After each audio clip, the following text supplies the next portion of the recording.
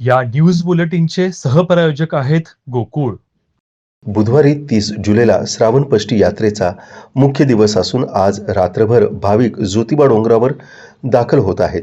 बुधवारी रात्रभर मंदिर दर्शनासाठी खुले राहणार आहे. उद्या गुरुवारी सकाळी दुपारती सोहळ्यानं यात्रेची सांगता होणार असल्याची माहिती ज्योतिबा येथील पुजाऱ्यांनी दिली आहे. श्रावण शुद्ध पष्टीला रात्रभर जागरण करून आईची लिंबू बेल दुर्वानं पूजा केली जाते.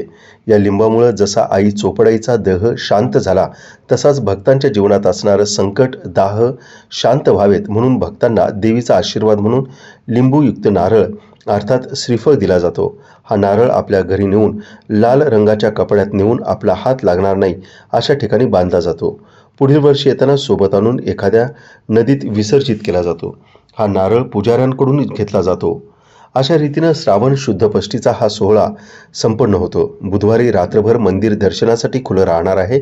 सायंकाळी दुपारतीच प्रारंभ होऊन गुरुवारी सकाळी 6 वाजता मंदिर प्रदक्षिणेसाठी बाहेर पडेल. दुपारती सोहळ्यावरती गुलाल खोबऱ्यांची उधळण केल्यानंतर पुजाऱ्यांच्या घरी प्रसाद घेऊन भाविक परतीच्या मार्गावरती लागणार आहेत.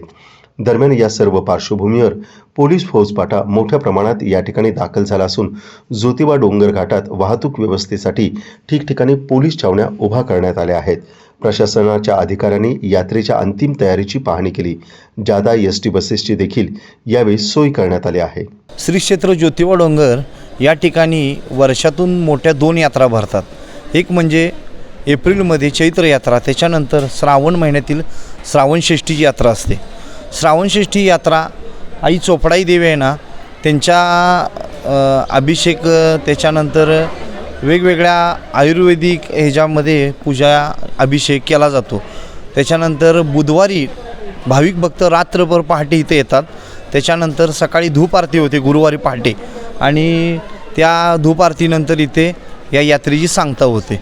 आणि ह्या यात्रेचा प्रसाद म्हणून भाविकांना लिंबू व नारळ हा प्रसाद दिला जातो.